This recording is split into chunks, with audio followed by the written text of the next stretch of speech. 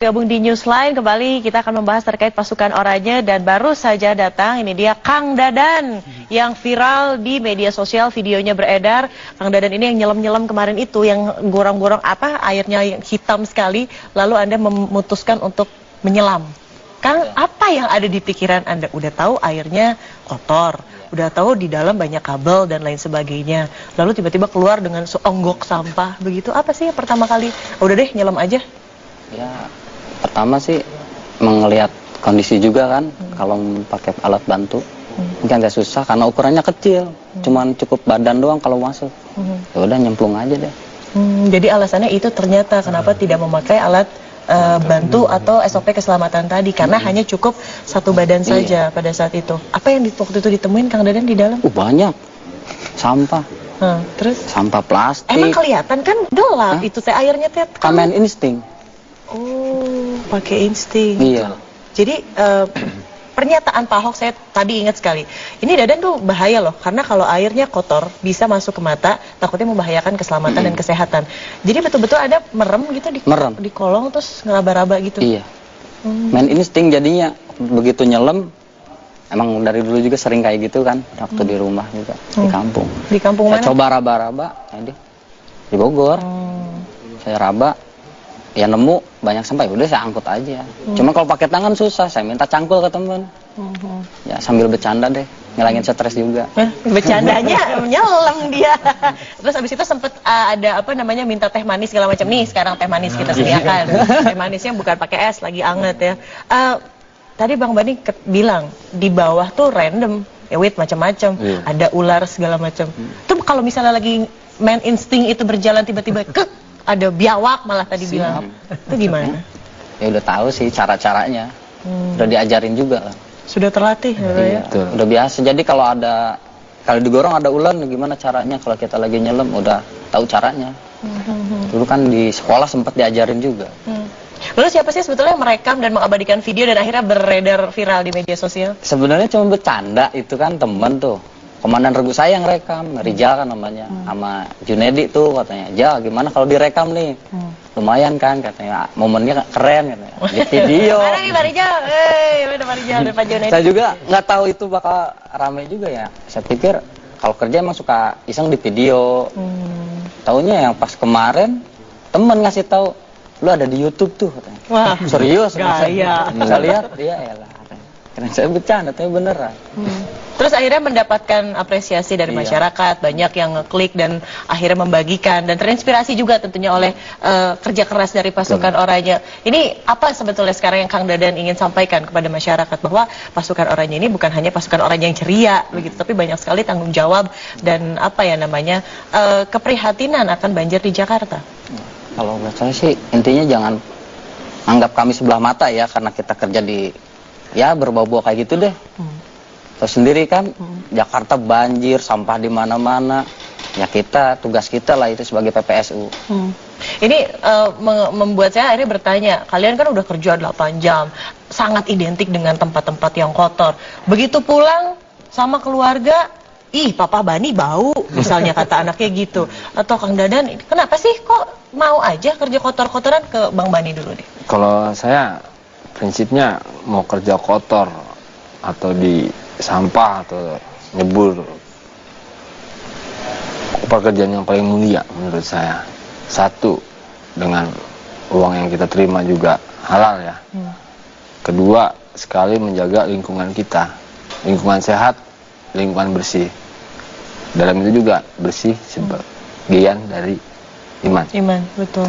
Wah, mulia sekali. Betul, bersih, kotor-kotor tapi nggak pakai duit kotor ya. Betul. Kang Dadan?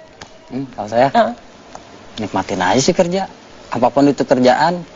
Tekanan dari orang tua, bentuk kerjaan apapun nikmati saja, yang penting duit halal. Udah itu. Yang penting nggak korupsi ya. Terima kasih, luar biasa. Pak Haji, pesan-pesan atau wejangan yang ingin disampaikan tentunya, dan juga arahan untuk masyarakat supaya sama-sama ayo, bukan hanya tugas dari pasukan Oranye saja begitu. Jadi memang begini, Jakarta ini kan sehari sampahnya sampai 7.000 ton per hari ya. Tentunya perilaku buang sampah itu kan juga harus menjadi bagian dari edukasi kita kepada warga Jakarta. Memang jangan sangat bergantung kepada peran dari pasukan Oranye kita, karena mereka tugasnya adalah hanya membersihkan sampah-sampah ya kemudian juga ya melakukan pembersihan di gorong-gorong, jalanan dan lain-lain. Tapi yang penting adalah warga Jakarta harus membantu kita ya untuk tidak buang sampah sembarangan, tidak menggunakan banyak ya kemasan-kemasan dan lain-lain yang justru memberikan kontribusi bagi penambahan volume sampah di Jakarta. Jadi kita harus sama-sama membantu pasukan oranye yang ada di Jakarta, mewujudkan Jakarta yang lebih bersih. Lebih bersih ya. Terima kasih Pak Haji, Bang Bani, Kang Dadan sudah hadir di sini berbagi inspirasi di Newsline. Semoga kalian makin sukses. Semoga juga bisa menginspirasi masyarakat yang sedang menyaksikan Newsline, dan Newsline masih akan kembali dengan cerita terkini dan juga inspiratif lainnya untuk kita tetaplah bersama kami. Media sosial tentunya seputar aksi berani mereka menjaga lingkungan yang nyaris tanpa henti. Siapakah sebetulnya pasukan oranye dan apa peran dan juga tanggung jawab mereka? Lalu bagaimana kelengkapan mereka saat bertugas? Sepadankah dengan yang mereka dapatkan? Telah hadir di studio Kepala Dinas Lingkungan Hidup dan Kebersihan DKI Jakarta Istawa Aji serta Bang Bani yang langsung belusukan anggota pasukan oranye. Teman-teman, tapi sebelumnya kita tentunya ucapkan bela sungkawa terlebih dahulu kepada Denis dan juga keluarga. Memang ini merupakan sebuah bencana begitu, dan kita turut berbela sungkawa. Semoga keluarga yang ditinggalkan diberi kekuatan. Sepadankah, itu pertanyaannya Bang Bani, sepadankah dengan, kalau kita lihat video yang memang tadi diputar berulang-ulang, luar biasa, ada aksi heroik di situ. Pertanyaan selanjutnya, keselamatan Anda bagaimana? Kesehatan Anda bagaimana? Kalau kita lihat airnya hitam sekali, kalau masuk ke mata dan lain sebagainya seperti yang juga diperhatikan oleh Pak Ahok, seperti ini Bang Bani bisa diceritakan? Kalau untuk yang kita lihat kawan kita ya, Bang Dadan atau yang nyelam tadi, saya bilang sepadan. Karena kan kita udah di cover sama BPJS Ketenagakerjaan dan BPJS Kesehatan. Seperti itu. Jadi untuk kelengkapan juga APD ya, itu kita ada pelindung diri, semua atribut untuk itu udah ada semua. Sudah ada. Atributnya seperti apa aja sih Bang Bani? Kalau untuk kayak kita ya di PK Badan Air, kita udah ada APD, alat pelindung diri seperti pelampung, tali, karabiner, sepatu safety, sarung tangan, helm kita juga punya, lengkap.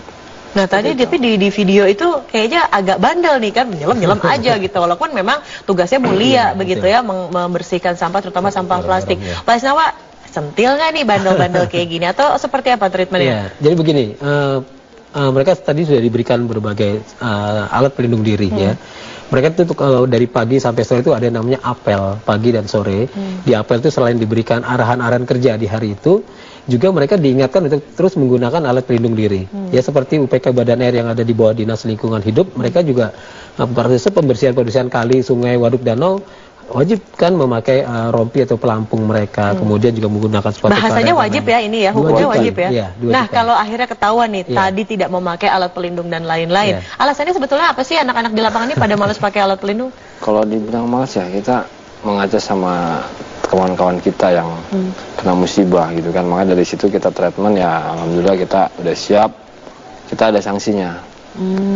Gitu. Apa sanksinya? Ya paling kita sanksi bisa dia pantun atau skot jam 5 kali atau seperti lainnya, seperti itu.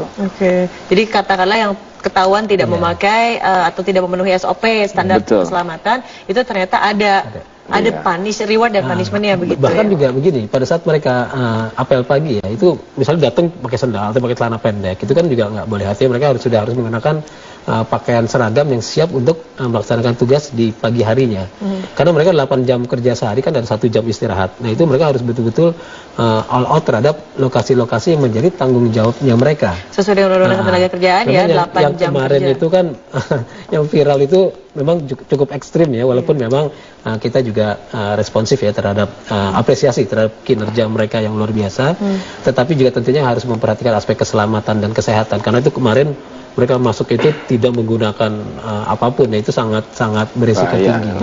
Bang Bani pernah tidak menemukan yang katakanlah hal serupa begitu di lapangan sampai akhirnya Bang Bani, udahlah nyelam aja nih, ribet karena nungguinnya lama, padahal sudah diketahui airnya tadi begitu hitam, begitu kotor, pekat, bahkan kan mungkin ada kabel-kabel di bawah yang membahayakan sebetulnya untuk keselamatan Bang Bani. Ya kalau untuk kita ada juga seperti itu, ada niat di hati kita juga, kok nih kita sampah di mana nih, di gorong-gorong atau di kali gitu kan, kita kalau nggak bersihin nanti banjir atau apa sih yang tersumbat di dalamnya, kita kan penasaran. Pas kita buka ya tadi ada kayak teman karung, kadang lemari, lemari? apa kayu-kayunya ya, kayu-kayu gitu kan. Jadi kita yang tersempat ya kita ini kita aja gitu loh. Kita juga kadang kan kita tali dulu, makanya kegunaannya tali itu. Apabila ada nih, kita tarik pakai tali. Seperti itu. Itu dilakukan tadi dikatakan 8 jam sehari. Confirm 8 jam kayaknya lebih deh setiap harinya. Iya. Nah kalau lebih kayak gini gimana? Apakah tadi ada punishmentnya? Berarti kalau yang katakanlah memiliki niat, apalagi tadi Bang Bani mengatakan, oh niatnya lebih deh nggak apa-apa, tidak usah pakem gitu kan. 8 jam yang penting Jakarta bebas banjir gitu gimana? Makanya pasti begini, keberadaan pasukan oranye kan ada yang PPSU, ada yang PHL ya di bawah Dinas Lingkungan Hidup. Banyak dari mereka yang kita rekrut memang berasal dari lokasi sekitar tempat mereka bekerja. Jadi secara tidak langsung 24 jam mereka ikut memonitor lokasi-lokasi menjadi tanggung jawab mereka. Misalnya bertugas di kawasan Tambora atau Grogol, kebanyakan juga pasukan oranye berasal dari penduduk di sekitar situ atau warga sekitar situ. Jadi kalau hujan deras malamnya mereka kadang-kadang datang ke saringan sampah, mereka datang ke pintu air. Walaupun jam kerjanya udah lewat, tetapi mereka tetap mengawasi apa yang menjadi tanggung jawab lokasi-lokasi mereka. Memantau gitu ya. Betul. Bang Bani sendiri di daerah mana? Saya sendiri tugaskan sama dari dinas, saya di Kecamatan Tambora. Di Tambora. Iya. Tingkat atau intensitas banjir dari tahun ke tahun seperti apa nih Bang Bani memantau? Kalau intensitas banjir di sana kayaknya udah nggak ada ya. Paling kemarin hujan deras yang hari Selasa ya. Itu cuma setengah jam udah surut kok. Sempat tinggi betul permukaan airnya, tapi kurang dari 30 menit sudah surut ya. Iya.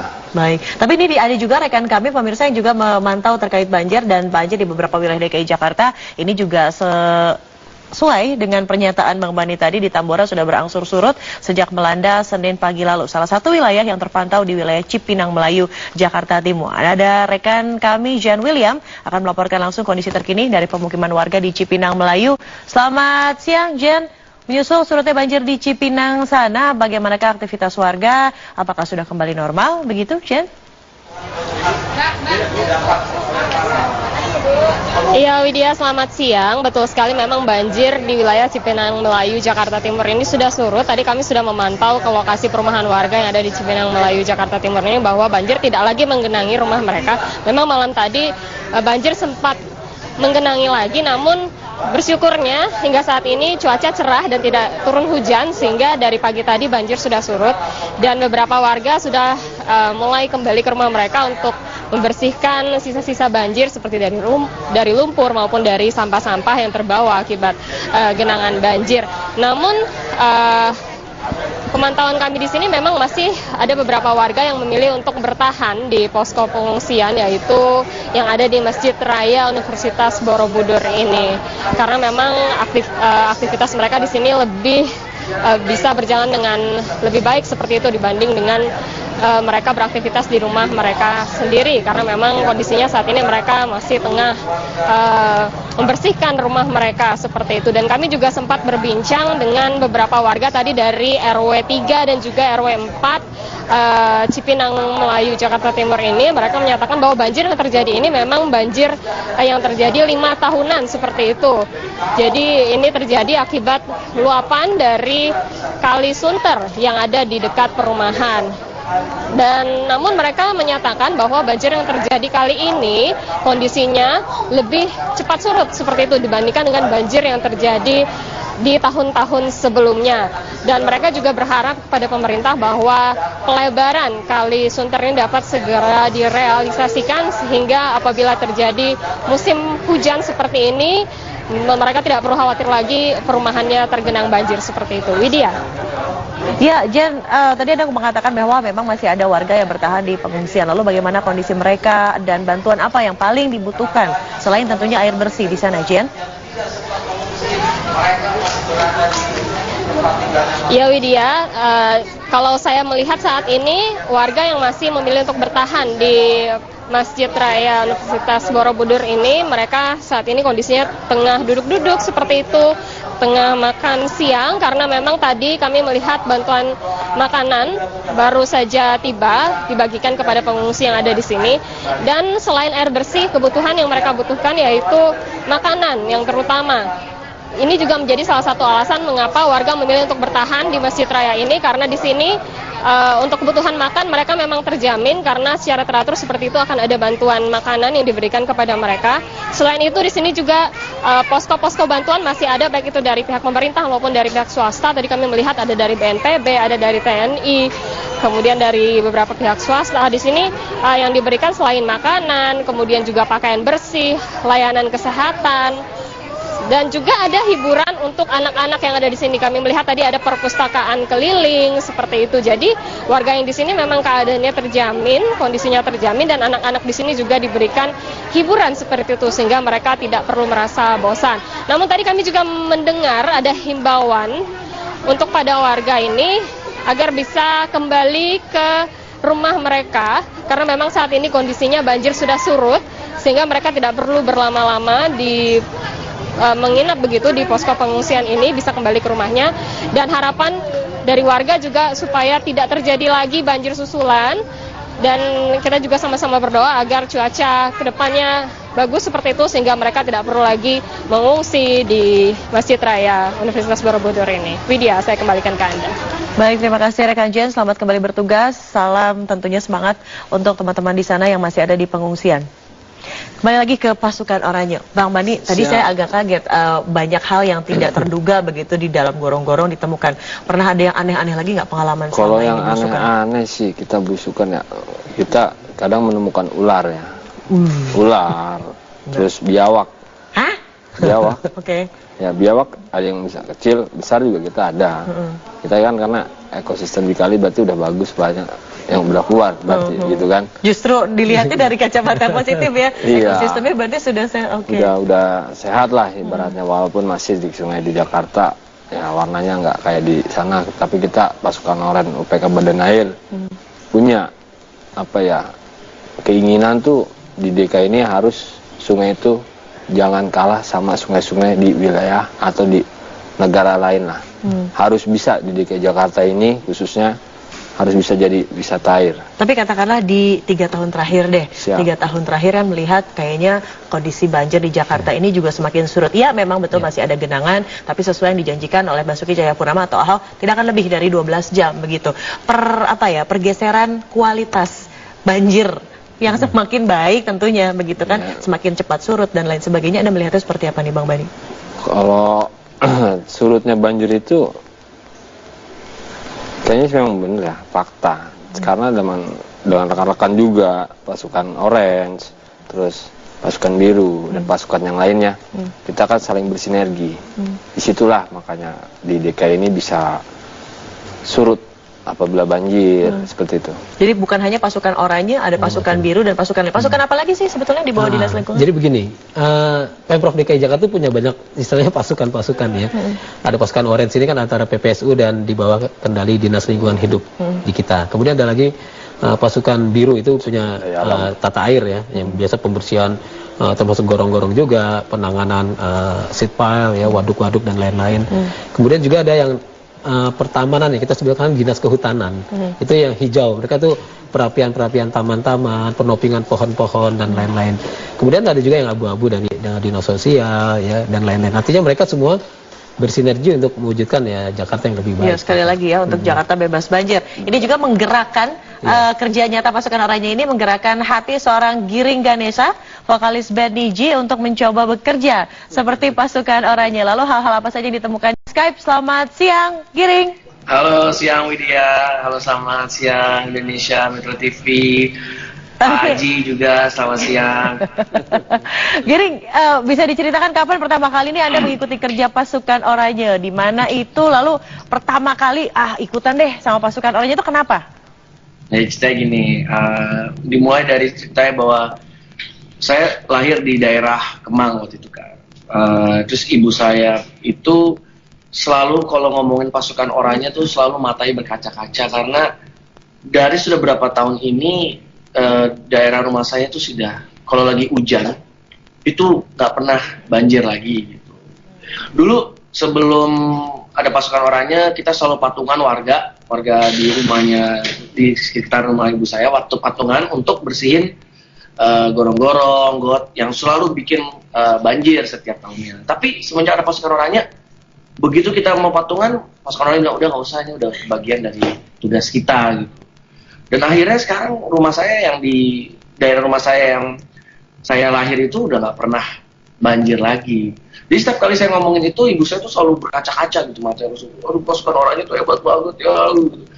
Sekarang saya pikir, yaudah deh, apa sih yang bisa saya kasih? Saya kan nggak mungkin lah kita bisa ngasih yang lain ya. Yang bisa kita kasih adalah, yuk kita juga menjadi bagian dari pasukan orangnya dan juga turun langsung dan juga gimana sih menggantikan mereka selama 1 jam. Akhirnya saya 1 jam tuh di atas getek, ngambil di kali. Dan akhirnya yang paling ngagetin buat saya adalah ketika mindahin dari tempat kita ngumpulin sampahnya ke dalam dump truck, tiba-tiba ada bangke. Ada bangke, gue nggak tahu tuh bangke tikus atau bangke apa pokoknya. Gitu kan. Tapi mereka pasukan orangnya tuh biasa aja gitu, teman-teman yang di Kelapa Gading tuh biasa aja, mereka yang itu udah biasa bang, kita mah udah biasa kayak gitu. Jadi, waduh, gue salut banget ya. Apalagi kemarin begitu kita lihat bahwa titik banjir yang tadinya berapa ribu sekarang 380 dan bisa ditangani dengan sangat cepat oleh pasukan orangnya dan juga Pemda. Akhirnya aku ada video viral di mana ada Mas Dadan yang masuk ke dalam got, video keluar gitu buat bersihin gorong-gorong. Wah gila, itu lebih membuat saya sebagai warga DKI Jakarta lebih berterima kasih banget lagi kepada pemerintah, berterima kasih banget kepada pasukan orangnya, semua pasukan orangnya, dan juga berterima kasih mestinya adalah ini tidak hanya kewajiban bagi kita aja gitu, bukan hanya kewajiban pasukan orangnya, tapi kewajiban semua warga DKI Jakarta untuk menjaga kebersihan agar tidak banjir lagi. Jadi personally untuk Giring ini merupakan bentuk bakti untuk ibu kandung dan ibu kota sekaligus ya. Ibu kandung dan ibu kota. Giring ini gerakan ini juga katakanlah menginspirasi teman-teman seprofesi Anda tidak untuk ikutan. Kita tuh sama-sama warga Jakarta, yuk atuh ikutan, sama-sama membersihkan apa the least that you can do, apa yang sekecil apapun yang bisa Anda lakukan. Menurut saya sih banyak banget abis itu artis-artis pada mau ikutan gitu, terus aku tuh bilang iya langsung aja kontak mereka gitu, kalau mau ikutan langsung aja gitu. Kayak waktu itu saya juga impromptu banget, idenya datangnya kapan, terus itu bersama teman-teman opini, ayo kita bikin yuk kesana yuk gitu, udah gitu aja langsung ya dadakan. Dan kalau menurut aku daripada kita cuman ngomel-ngomel atau ngeritik apalah di sosial media, zaman sekarang udah gak zaman kayak gitu sih. Zaman sekarang lebih mendingan turun langsung, mau lihat gimana caranya, mau ngerasain gimana susah payahnya, mendingan langsung turun langsung gitu. Konkret gitu ya. Terakhir Giring mau ada yang disampaikan, ini mumpung ada yang suka belusukan ya Bang Bani di sini dan juga Kepala Dinas Lingkungan Pak Isnawa Aji, silahkan. Buat Pak Aji, buat Mas Bani dan juga Mas Dadan, saya mewakili warga DKI Jakarta yang sudah benar-benar melihat begitu banyak perubahan yang positif, perbaikan yang luar biasa. Jakarta sekarang bersih, Jakarta sekarang sudah, kalau banjir cepat surutnya dan titik banjirnya sudah berkurang. Dan ini menggerakkan saya pribadi atas nama saya dan keluarga saya, atas nama mewakili warga DKI Jakarta, berterima kasih banget kalian semua luar biasa. Makanya setiap kali kalau lagi di jalan, kalau ketemu sama pasukan orangnya, saya pasti langsung buka pintu mobil saya langsung hidup pasukan orangnya, hidup, dan mereka semua wah hidup gitu. Jadi salut buat pasukan orangnya. Terima kasih banget. Oke, terima kasih juga Giring sudah meluangkan waktu dan berbagi cerita inspiratif bersama kami di Newsline. This is not Disco Lazy Time. Selamat kembali melanjutkan aktivitas Anda. Dan pemirsa, Newsline masih akan kembali dengan cerita inspiratif tentunya dari pasukan orangnya sesaat lagi. Tetaplah di Newsline.